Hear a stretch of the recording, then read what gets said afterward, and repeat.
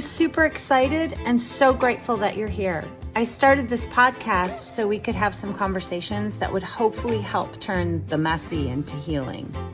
If that idea sounds good to you, you must be a pathfinder too. Let's get started.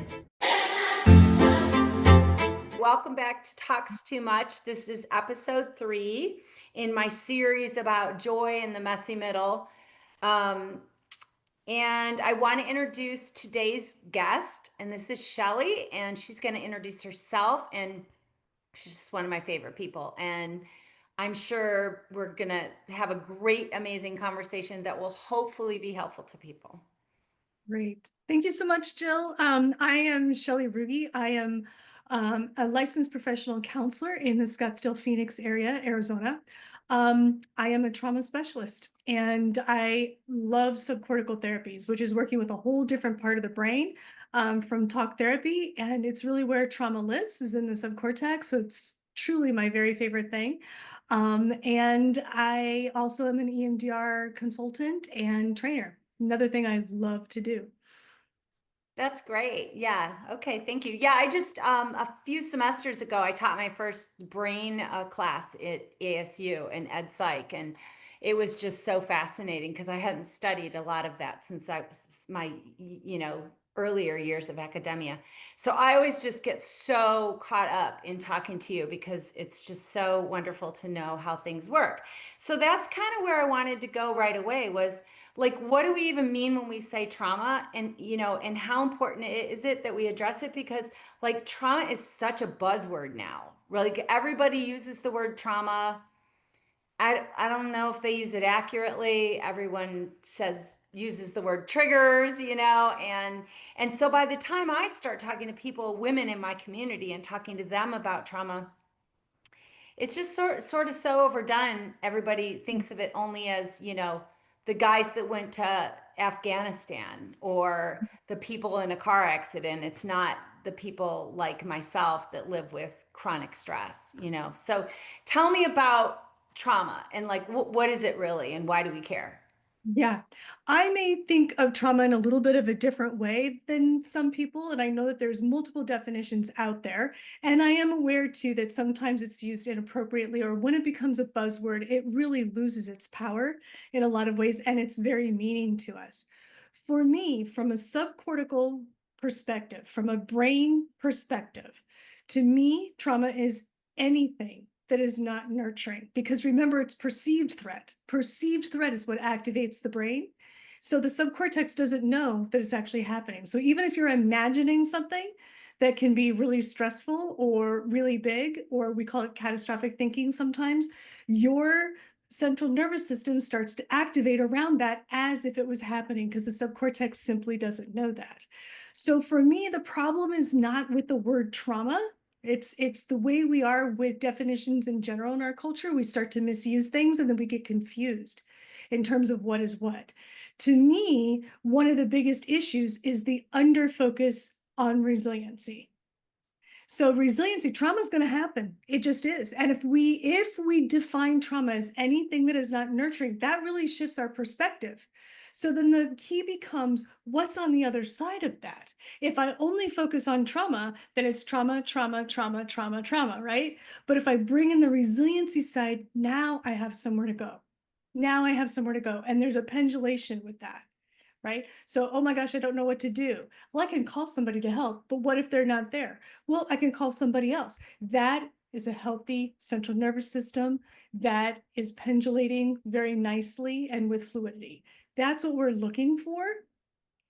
So that's why positive affirmations don't necessarily work either, because then it's only focusing on the resiliency side. And the brain wants a balanced perspective. It wants to know that you get when and if there may be something that might be unsafe and that you're going to act on it. The brain needs to know that.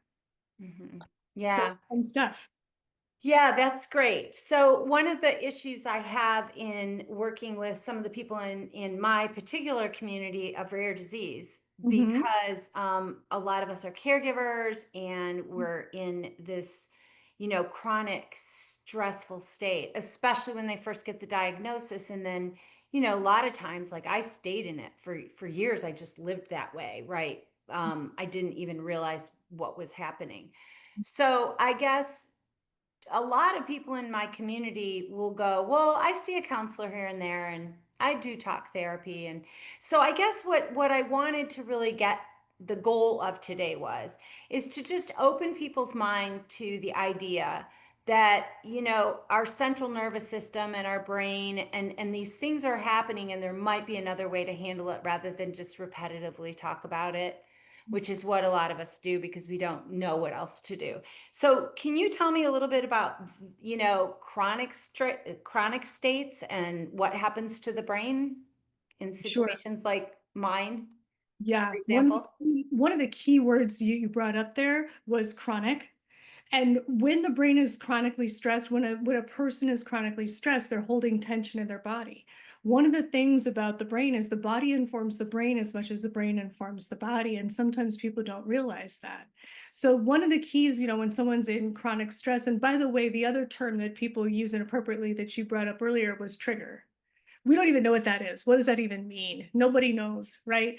I prefer the word central nervous system activation, or are you activated? Because that's really more appropriate in terms of what's actually happening in the central nervous system. And it makes it more succinct so we know what we're really talking about. We're on the same page. That's really huge. So when we look at someone who is chronically exposed, we're looking at little t's, right?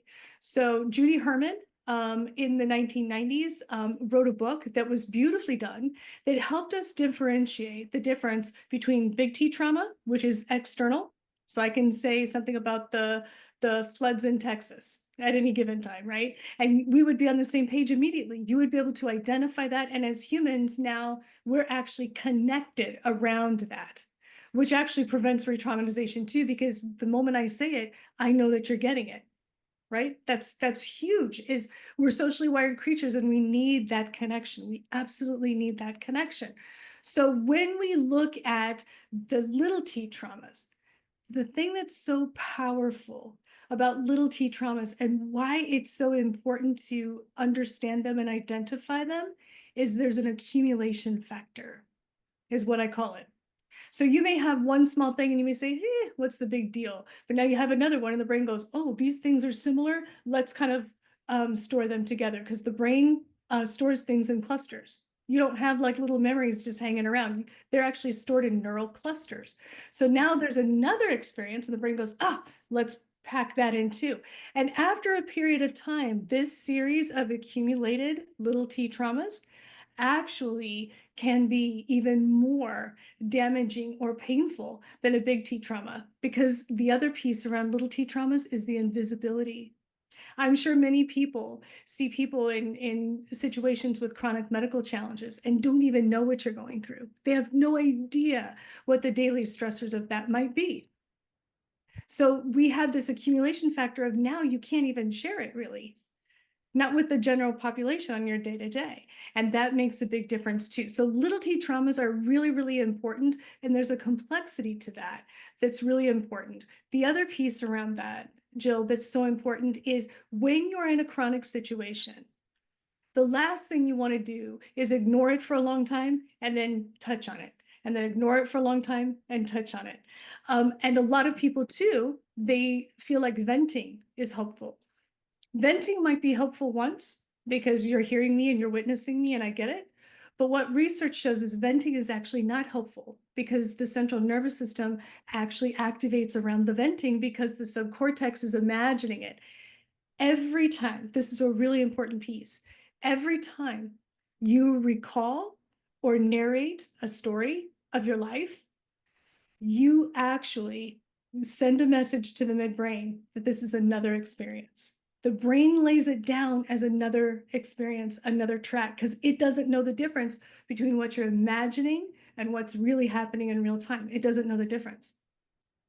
Oh my gosh, that's so interesting because that makes so much sense because like a lot of times, I would talk to another mom that had a situation like mine and I would feel so comforted, right? And we all do that. We get together and we need each other, we comfort each other, we share resources, and I will never take away from that because it's really made a huge difference in my life.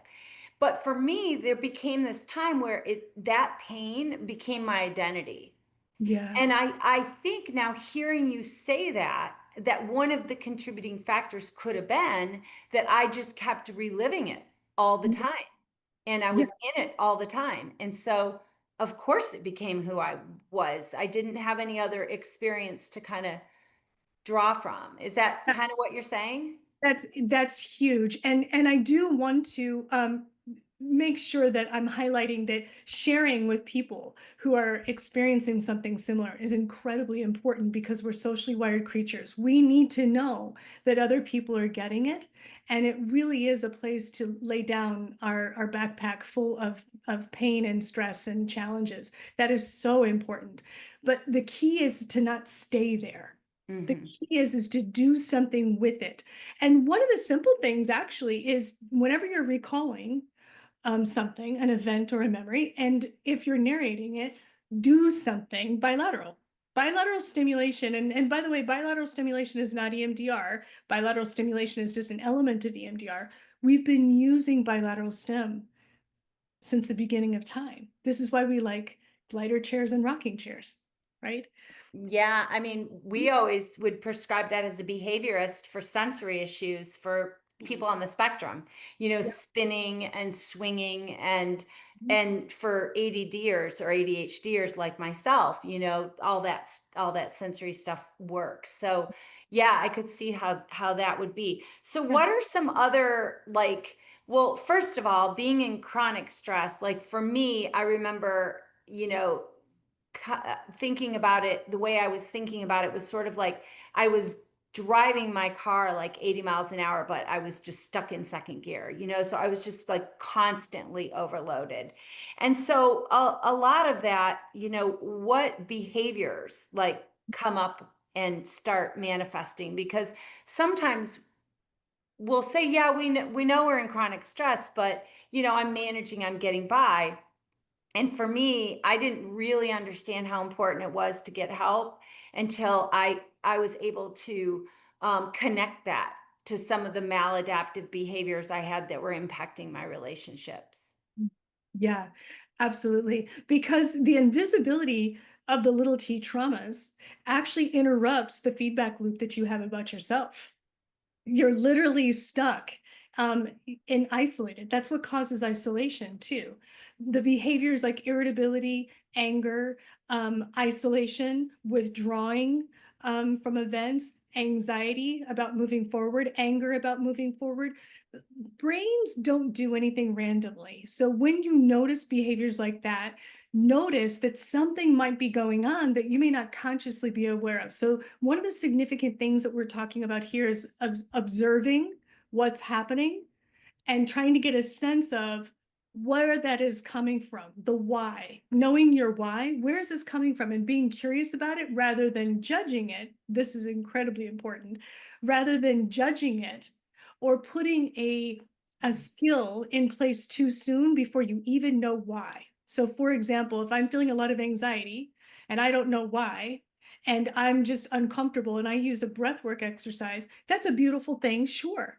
But if I don't know my why, what happens is I keep cycling in the anxiety and I never figure it out because I'm not working with cause. I'm only working with a symptom. This is such an important piece because again, trauma lives in the subcortex. That's about cause. The brain is reacting and saying, because this thing happened a long time ago, I'm activating and I'm letting you know that there's a problem. And if I put a breathwork exercise or something like that in place and I stuff it down, now I'm just stuck in a cycle of fixing, but not really fixing. And that happens to a lot of people who are in chronic situations. So that's a beautiful thing to talk about because it's so often missed. Unfortunately, a lot of times when I finally get to meet people and work with people, they've been dealing with this for years. And now they have that accumulation factor in Hmm. play. Where if we could have just cleared things out as we went, that would have been so powerful. Yeah, it makes a really good case for Mhm. ongoing maintenance work, right?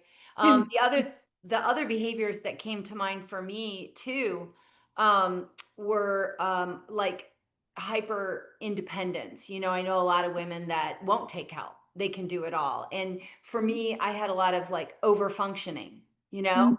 Mhm. was, I think, a trauma response for me. And, you know, my biggest one, which was defensiveness. Yeah. And it was because I didn't feel safe.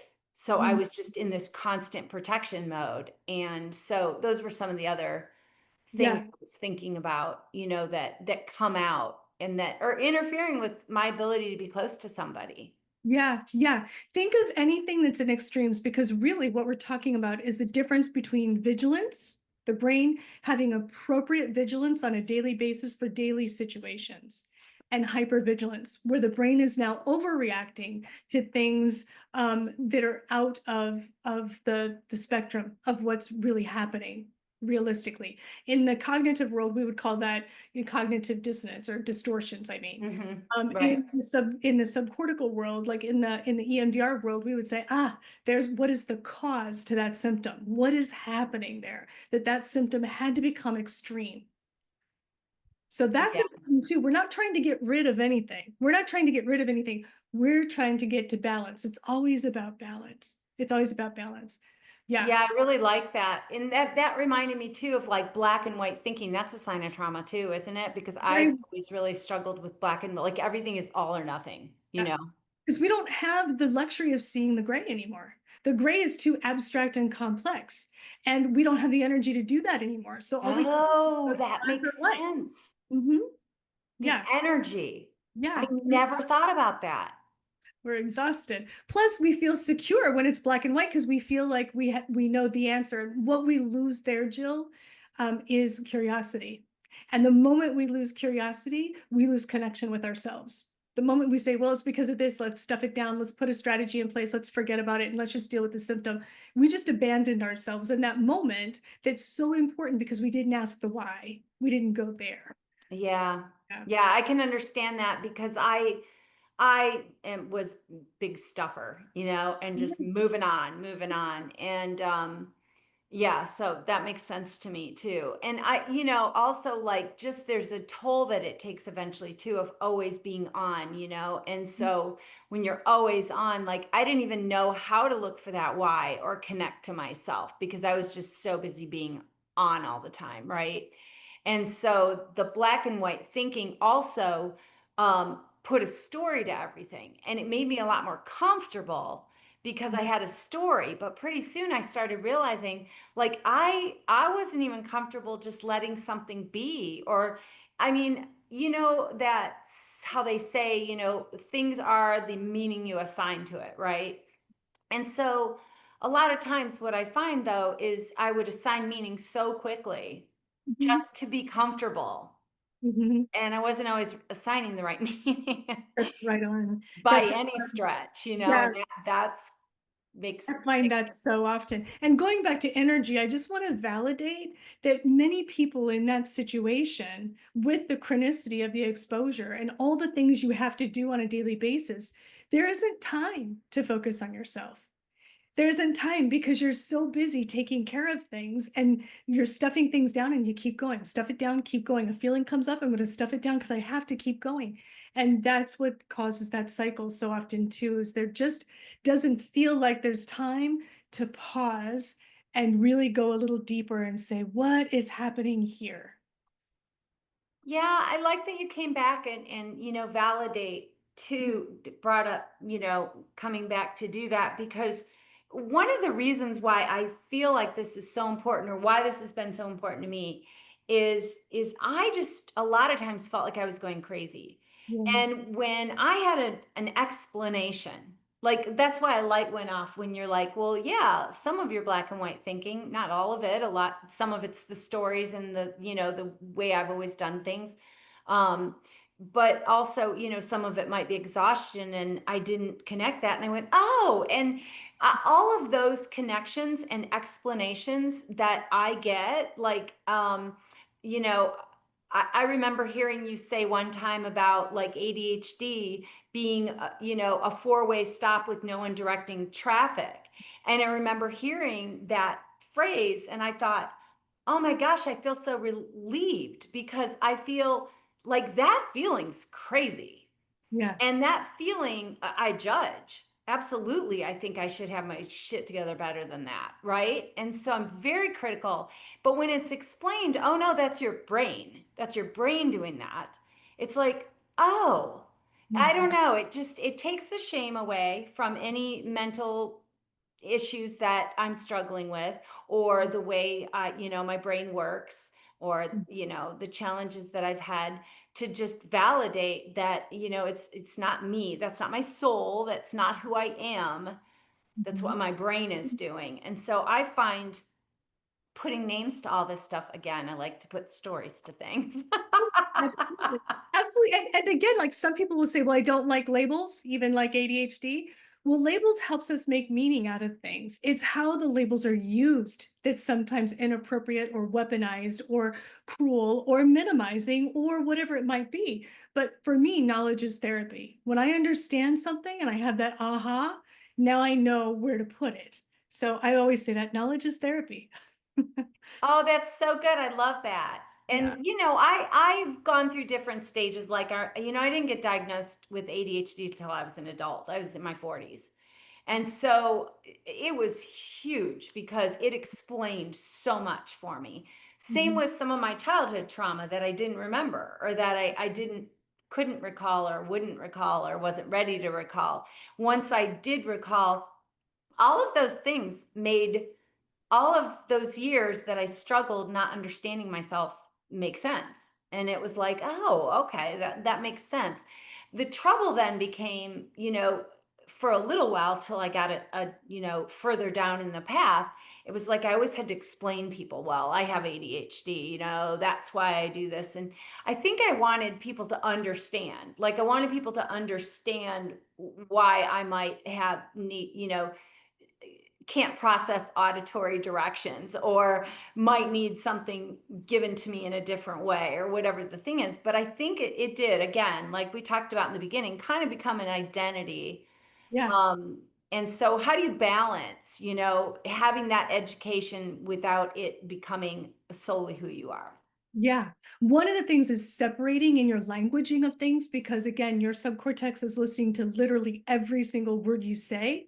It's just observing and it's deciding when to react and when not to react in 1/15th of a second, right? The subcortex is right there. Like right when you feel that, that's subcortical. So separating the person from whatever label we're using. So for example, I am Jill and I struggle with symptoms that we label ADHD. Keeping those two things separate. Mm. We do this in the addiction world, right? We'll say that someone's an alcoholic, and I find that incredibly unfortunate because that person is not an alcoholic. It's a person struggling with a brain disease called addiction, and we can separate those things out. And the Mhm. minute we do, we can lift some of that toxic shame. We have that in the disability world too, because Ah, we have yes. people say, "Oh, he has Duchenne," and or Uh-huh. they're Down syndrome. We still have people that That, talk like that, and so I know there was a big movement for a while in the disability community to make sure you said, "Oh, that's a person with," yes. you know, Yes. that disability. Now I know in our community we're saying living with Duchenne. Yeah. It's a thing we're living with. It's not who my son is, right, as a I person. love So that. I I think that's really important. And I got to watch my language. I'm so glad you said that, because I need to continue to really watch my language. So, it's really matter. And I that's, really like that, Jill. Thank you for sharing that. That's new to me, the idea of living with, because that's about movement. That's about the day to day. How am I moving throughout the day? And it's so much more accurate. It's so much more accurate. So I really appreciate that oh sharing. yeah, it used to be suffers from. Yeah.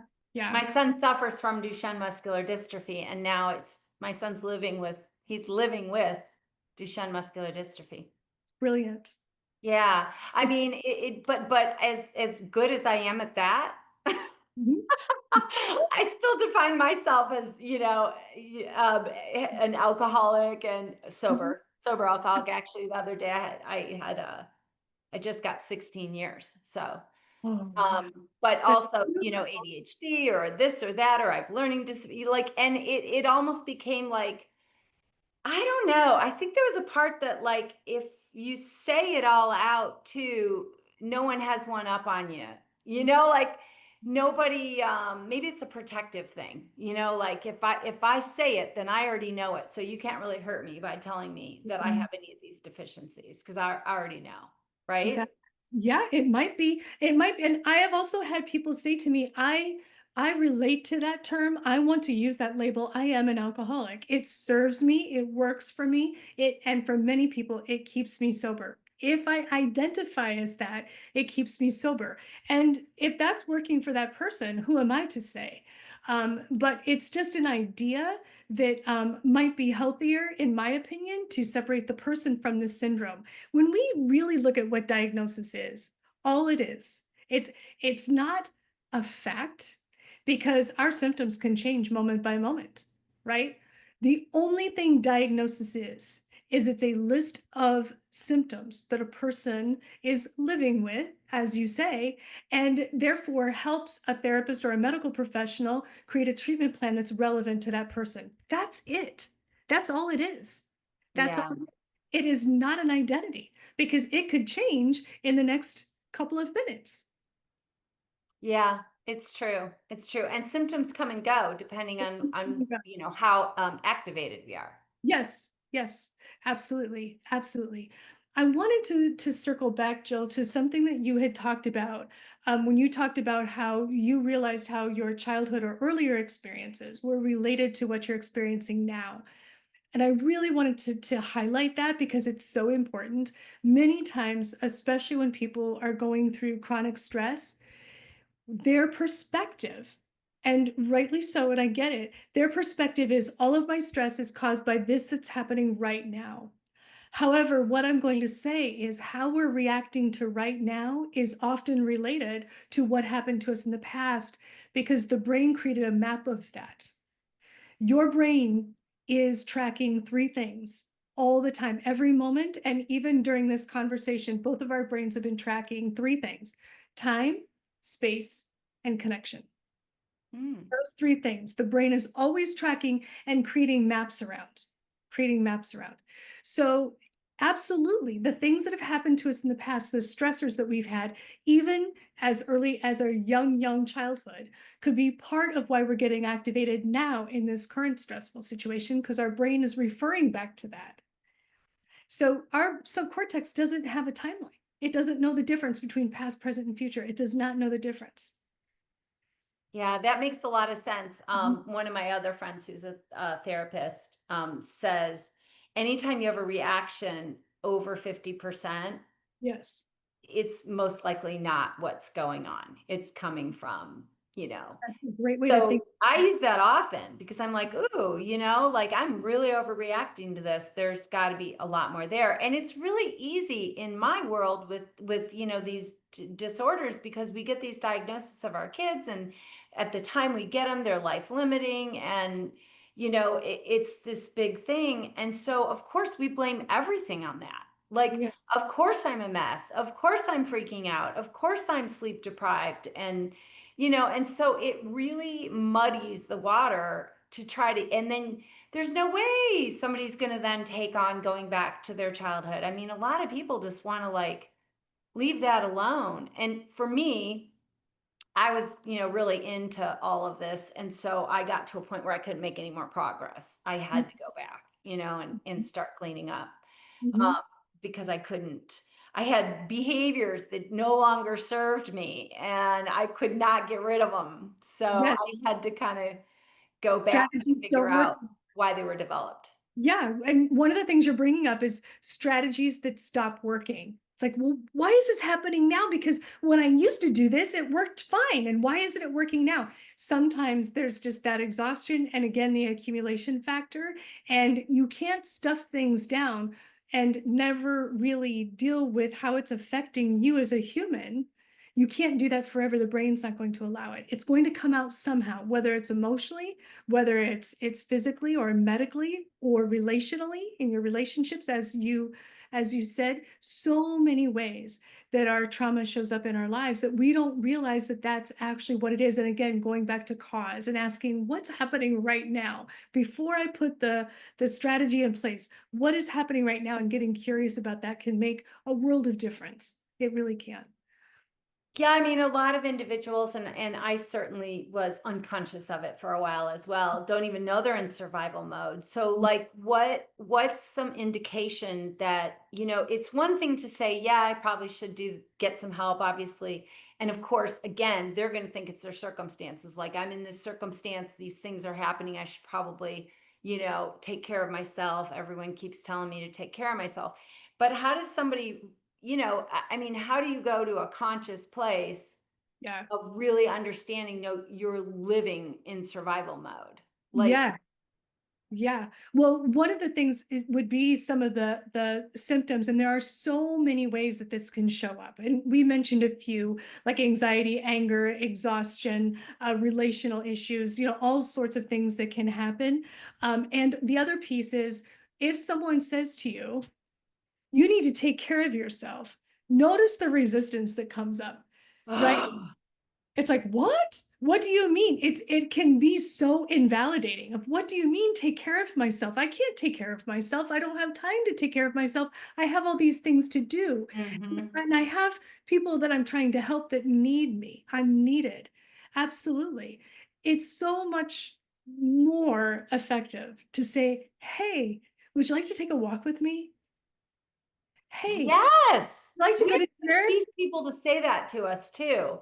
Like I Yes. have a lot of friends who want to do something for me and they don't know what to do because they can't relate to my life, right? These Mhm. are non-people not in my community. And so, gosh, that's great. That's what I need to do is tell them, okay, call me once a month and ask me to go for a walk. If I have 5 friends that are doing that, I'm in pretty good shape, if I'm isolating or I'm struggling. Yeah, Um, it's oh, specific. go It's ahead. specific. One of the things that's so important is the and people don't mean it, of course, but to say, why don't you take care of yourself when you're not in a situation where that's even realistic? That can also be frustrating of how do I do that? How, help Mhm. me understand that. What do you mean? Instead of being succinct and purposeful, the other piece around that, Jill, is I am with you. Would you like to go for a walk with me? So when a brain is exhausted, Mm. you can process, hey, yeah, I could go for a walk with you, instead of you need to take care of yourself, which has a little bit of shame around it, indicating you're not doing something right. Yeah, Right? it does. And it's infuriating because we Yes. hear we hear it all the time. Yes. And now I'm actually kind of telling people that, but that's not really what I want to tell them. I really want to tell them this stuff, which is why I started this whole crazy thing. Yeah, it 'Cause is. And you can say, yeah, I can come off sounding like I've got it all together. I'm putting it all out there that I don't at all. right. I want to build community around getting well instead of having a community that's built around what's wrong, which is Yeah. what we have right now. And so And I that's heard trauma you. focused. Oh, go what? I really wanted to highlight what you just said because that is tends to be the mistake we make. We only focus on the tough stuff and the trauma side of things, and we forget to link it to the resiliency side of things. We really forget to do that. And I honor that many people don't know what to do to help, but they can say that too. I'm not sure what to do that would be helpful for you. Let's come up with some ideas together of things that we might be able to do in this next week or two. That is also helpful. Yeah, So helpful. yeah, Come over and do my laundry with me and yeah, sit and have coffee. yeah, Yeah. absolutely. I heard you one time talk about having a hole in the bucket. Oh, Like mm, about, basically to look at this kind of stuff like you have a hole in your bucket that's you're not fixing. It's just yes. there. Can you explain that? Sure, sure. This was something I came up with last year for people who are going through chronic stress. Because sometimes it's like, well, I'm doing this, I'm doing this. Why am I so tired? I actually am doing things with friends. I actually am trying to, implement these things in my life. Why am I still exhausted? If you have a hole in your bucket, if you haven't dealt with the cause, if you haven't dealt with the actual trauma side of things, then you can be carrying that bucket around, and as fast as you're putting water in, the hole in the bucket is dripping out the other side that you're not even aware of, that you don't even see. So that's kind of a metaphor that I came up with that helped me understand the importance of actually not just filling the bucket with tools and strategies, but dealing with the actual rupture of the hole in the bucket. Yeah, I mean that's really good too because like as a behaviorist when I work with families with their kids Mhm. and I'm trying to to suggest a way to change a behavior that's not working, Mhm. right? And I tell them something that will help. And sometimes their reaction is, well, that's just so much work, like that exhausts me because now I've got to walk them back to bed 30 times in one night. And I just, when am I ever going to do that? I can't, it just sounds overwhelming. I don't need more to do. And my response is always, well, you got one hard night, and Mhm. then or you've got weeks and months and years of, so it's like it's like convincing people to do the front workload that Yeah. seems harder. And it seems in this case, the hole in the bucket, I Mhm. mean, in our situation where you're barely getting by, Yeah. you gotta, what, I gotta fix the hole. I'm too busy throwing water in the sinking boat. Mhm. But I'm throwing water in a sinking boat instead Yeah. of fixing the hole, right? Yeah. It's Yeah. basically what you're saying. Absolutely. Absolutely. Yes. And one of the things you brought up earlier too that I want to circle around to is the traumatic things. So you have the chronic stress on the day to day and can be completely overwhelming and exhausting, but also the traumas that are more identifiable, like diagnosis. I can't tell you how many people I work with that don't realize that the moment of getting diagnosis, getting that information, it's brand new data for a brain and it's overwhelming. And what people tend to do is they'll jump into research, they'll jump into what are we going to do? How are we going to fix this? And they don't take a moment to say, oh, that moment was life changing. That moment was so, so painful. And really working on that trauma right there, that is a trauma. That is an absolute valid trauma for many, many people. Some people may not even see it as traumatic. And sometimes we don't see things as traumatic in general, but our central nervous system does. What we're consciously aware of may not be what's happening subcortically. That's the essence of trauma, actually. So, Yeah, that's a great example too, because a lot of the families that I work with, they get the diagnosis of their son. And so that's exactly what happens. They dive into research, they dive into what are they going to do. They start taking their kid to all these doctor's appointments. I always have to, because I'm more working. I start usually by working with on the kids side of things, and then we move into how well mom and dad are, because that's impacting the kids, right? And so based on that, I'm like, well, you got the diagnosis, but they're still in the same body they've had since day one. And so now all of a sudden their trauma is watching your change and watching what you're going through. And it's been really difficult to impress that message upon new parents with, hindsight that I have now 26 years later or 23 years later from my diagnosis with Anthony, that what I wish I would have done. I wish I wouldn't have dragged him anywhere or started interventions that minute. I wish I would have, gotten myself well. yeah, yeah, yeah. That's really, thank you so much for that perspective too, because it's the job of a child to notice changes and shifts in parents. That's their job. And that may be as upsetting to them as anything else, as the treatments, as the medical piece. There's so many facets to medical trauma, including relational. And that is a key piece that you just brought up. And again, it can be so invisible. Those are little T's. Those are all little T's that people don't realize are happening. Well, on the big T's too, since we got a few more minutes, what I thought was really fascinating was, my other son Oliver's he's a medic, right, paramedic, and he's 911 and sees like stuff that unbelievable stuff. Mhm. And so we had this conversation because a lot of the suicide rate's very high in firefighters and military and you know, paramedics and people in that profession. And we were discussing this study that we had heard about where they had figured out like why does someone come home from war and has PTSD and ends up either in addiction or suicidal, and the other people don't that were at that same war. And the study had showed that a lot of it was based on their childhood trauma. Like Mhm. people that had had a lot of childhood trauma reacted completely different from the big T. Yeah. And so that's another case about that whole, because it's like, you know, tell me more about that, like how that's going to impact how all these subsequent traumas, like how somebody could end up really in trouble and somebody else doesn't and goes through the same thing. Like, how does that Yeah. happen?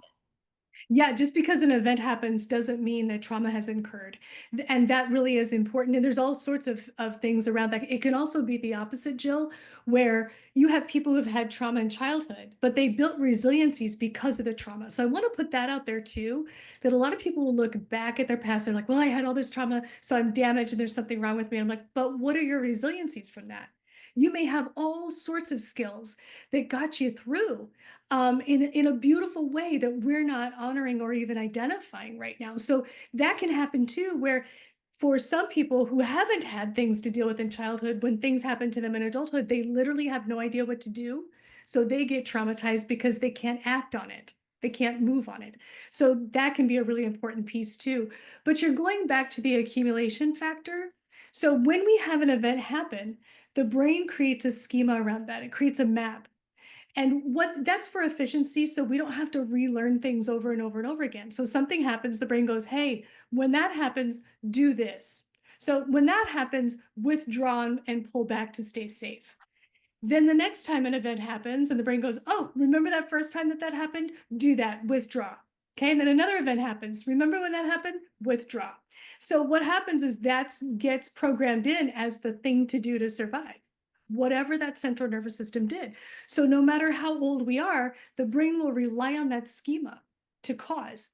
And unless we go in and we deal with the cause and we deal with how that schema started, we're going to be stuck in that loop of that now ineffective skill that worked great back then. Withdrawing may have kept me alive back then, but Right. it may not be working when I'm 25, 35, 45, 55, 65. It may not be working in my adult roles in my life.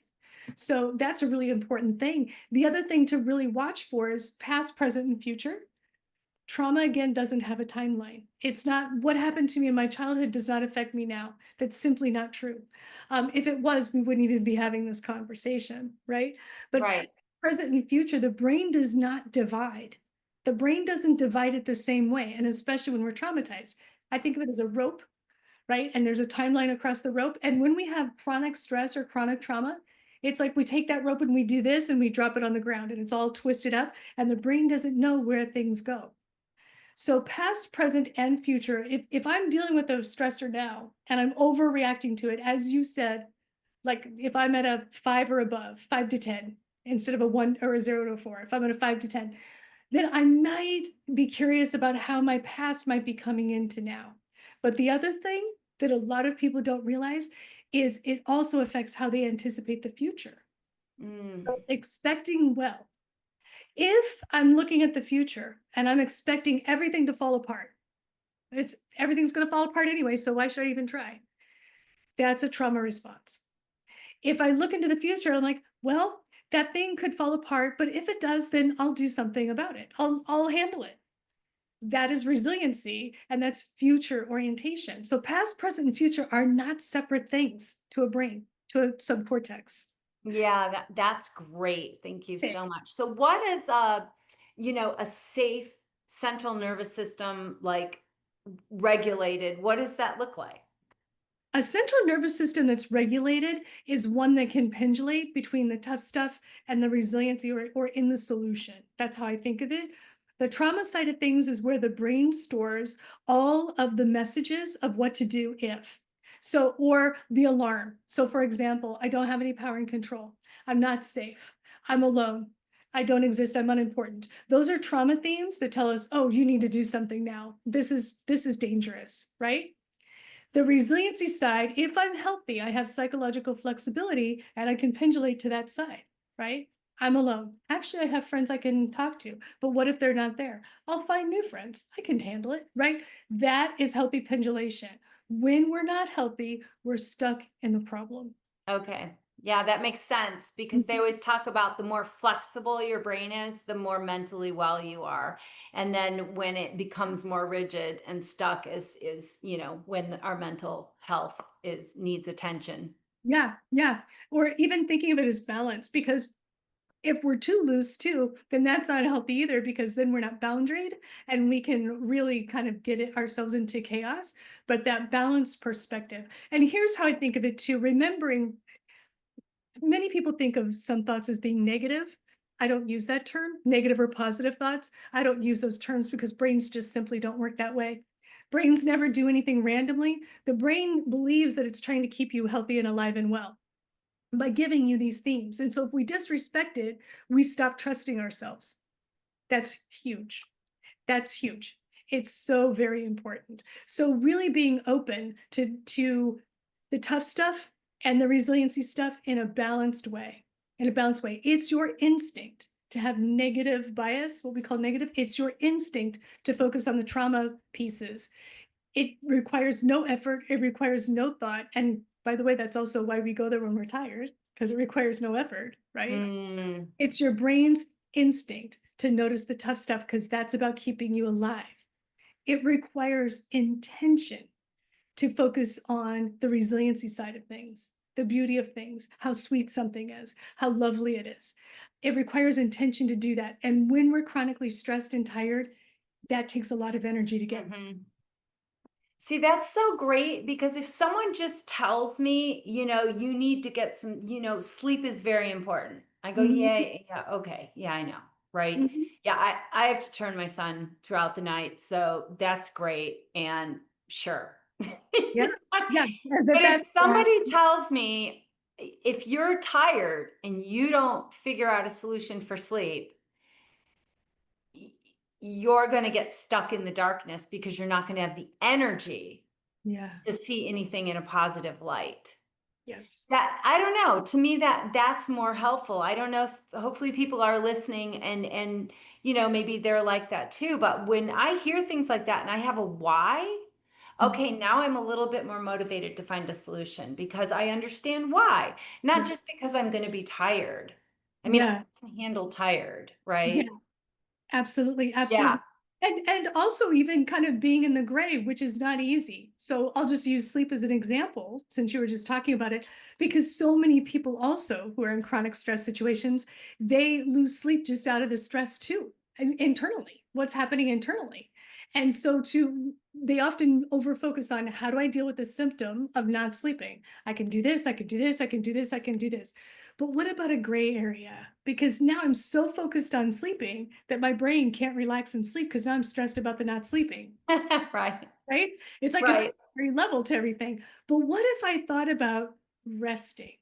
Okay, I'm not dropping off to sleep right now. I'd really like to, but you know what? I can just be right here and I can rest. Wow. Okay, so now I have a gray area. I have something in between Oh that's my very, gosh. That's so great. My boyfriend tells me that yeah, to do that when I can't sleep. That's so yes. funny. Just focus on resting. Yeah, that's good. Well, gosh, I could talk to you forever. I love this. Um I love every time I've talked to you, I've just learned so much and it's just so helpful. And I think too depersonalizing some of this stuff. So, because, as women too, I think a lot of us, especially, I don't know the generation now as much, but I know for a lot of us, we're just conditioned in shame, right? And so, unwinding that programming for me has taken a lot of work and it permeates a lot of the things I do, which impacted my boys a lot and my friendships and relationships and everything else.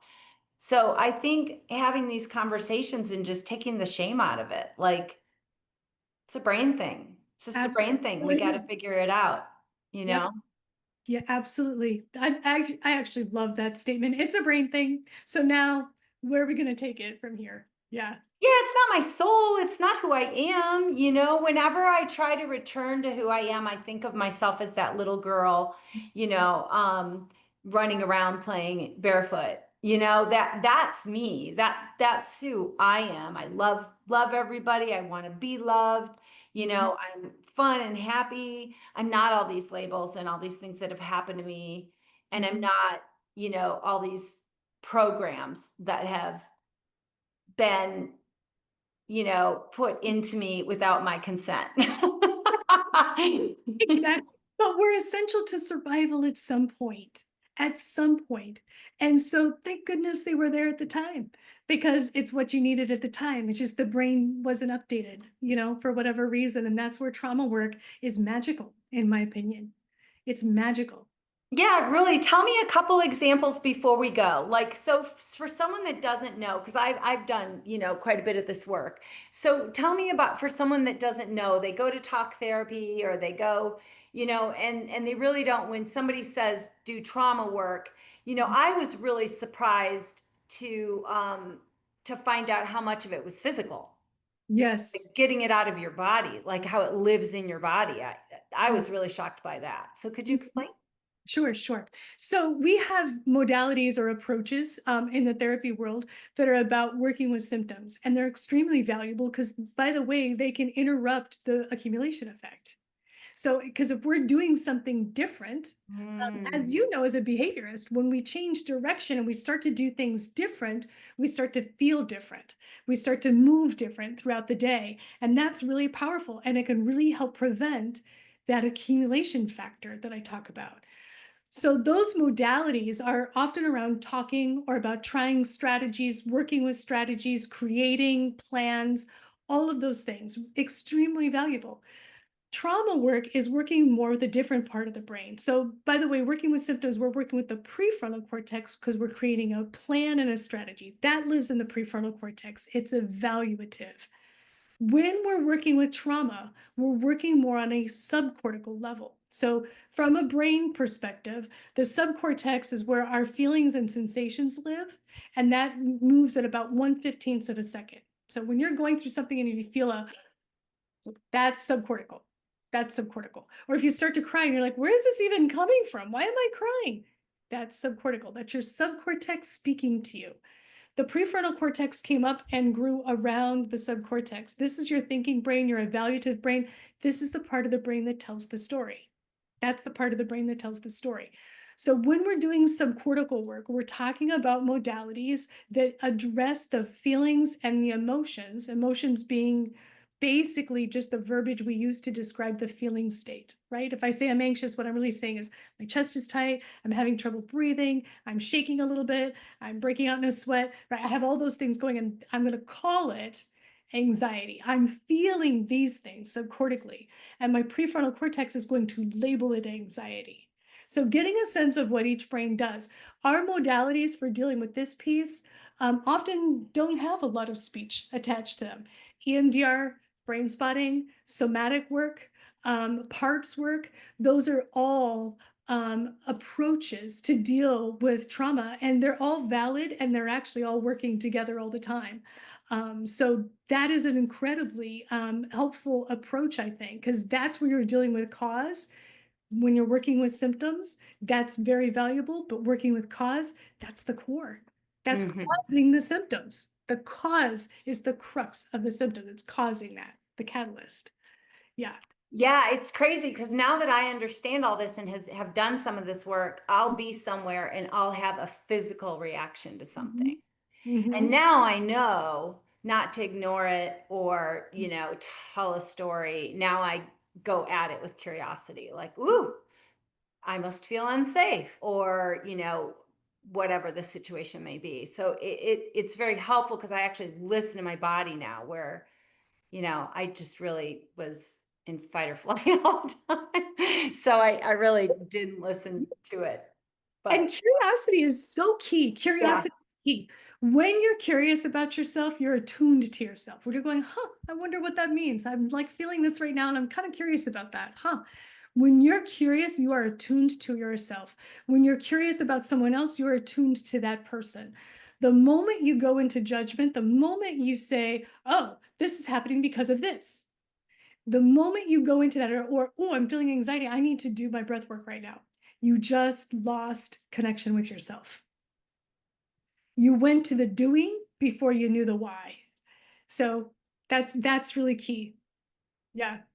Yeah, and sometimes it's in phases. Like I know, I did the breathing before I really understood or had the, wait, let me rephrase that, before I had the capacity to go Mhm. into the why. And so those strategies are great, and they're great in a pinch. I remember someone telling me when I was having a panic attack, to put a lemon Uh-huh. to Yes. stop your Peppermint. brain Yeah. and tell your brain it's safe, right? Because you can't eat and run from a lion at the same time. So if your brain goes, oh, there's food, it stops freaking out. I remember having someone tell me that. Yeah. Yeah. Those And are great strategies, but you're you're right. Why am yeah. I having the panic attacks? Yes, yes. But you just brought up something important, and so thank you. Um, One of the things we want to avoid are the spikes. So, yes, if you're going into a panic attack, please do something because at that point in time, when the symptom is that strong, you're not going to go to the Y anyway. Your Right. prefrontal cortex is going to be offline because your subcortex is now in control because it's like, whoa, something big is happening. So, in those moments, and that's where people call it triggers, right? I call it central nervous system activation. In those moments, yes, put a strategy in place because we want to avoid the spike. So here's an important piece. This is Eric Gentry, by the way. Eric Gentry says it's physiologically impossible to be re-traumatized in a calm body. It's physiologically impossible to be re-traumatized in a calm body. If we have this information, then we realize how important it is, especially again, when you're exposed chronically to something that you're dealing with on a daily basis, it becomes key to keep yourself in as calm of a body as possible. And I know that that isn't perfect. And I know that that's not going to always be a 0 out of 10, right? Of I feel completely calm. I know that's not reasonable. But if it can be 2 or 3 points down instead of at a 6, I'm at a 3, we'll take it. Right. That's great. That's Right. great. Because then you're calm enough to even That's right. do the work and do the curiosity. Now you're even in a space where you can regulate enough to do that. That's Oh right. my gosh, so helpful. So is there anything you wanted to plug? I know that you're a therapist in Arizona, but I think you have some other states as well, but I didn't know if you had other things that people could look to for resources. We also, I can get suggestions from you for resources that we'll put in the notes of this podcast as well. Sure, sure. Yeah, let's go ahead and do it that way, with resources and also just kind of getting a sense of what resources would be really helpful, so we can kind of find things that be relevant. Yeah. I think, helping people to figure out that start somewhere. If you can't afford the therapy or you can't get away, I mean, there's just things you can start like I remember, going for a walk because your eyes move back and forth while you're walking. So even going for an evening walk for a half an hour is going to help. Yeah, get a glider chair. If you're in a situation where you can't leave your home really, or you can't leave a room because you really need to be present, get a glider chair so you can really feel that movement back and forth, and you can be using that adrenaline that's dumping into your system. The key really is movement. Just doing those little things throughout the day. So instead of doing an intervention, because in our culture we're used to going to a yoga class for an hour, and then the other 23 hours of the day we're like this again, right? I need to go to my yoga class, right? So, but if we do things throughout the day to keep our central nervous system a little calmer, we are going to be so much healthier. Yeah, it's been life-changing for me. I Yeah, gotta say, it's been yeah, life-changing. yeah. Because that'll And my keep poor kids are so much happier because I am. that is so true. And really those resiliencies, those little things that we do, those little things that we add throughout our day, those things accumulate as well. Trauma accumulates, sure, absolutely. But so does resiliency. Mm. Mhm. That's a good positive note to leave it on. I love it. We'll have to Yeah, talk again. I'm so grateful. Again, thank you so much for doing this. yeah, And thank you for I'll having me. talk to you soon. And stay tuned. This is the third episode of the first series. So we'll have another series coming in a month. And I'm sure we'll circle back and have more conversations about this in the future. So thank you so much. And oh, yeah, leave questions and comments because I answer them in weekly reels or I address them or we have conversations. I really want this to be, a conversation, not just people out there feeling like we've got so much social media that's just talking at people right now. I just would rather try to create more community from this. So please leave those comments and questions. that's it. Thank you. Thanks for being here with me on Talks Too Much. If today's episode helped you see things a little clearer or you feel a little less alone, I'd love for you to share it with someone who needs it. And don't forget, have faith that struggles you're in will soon be your strength. I'll see you next time.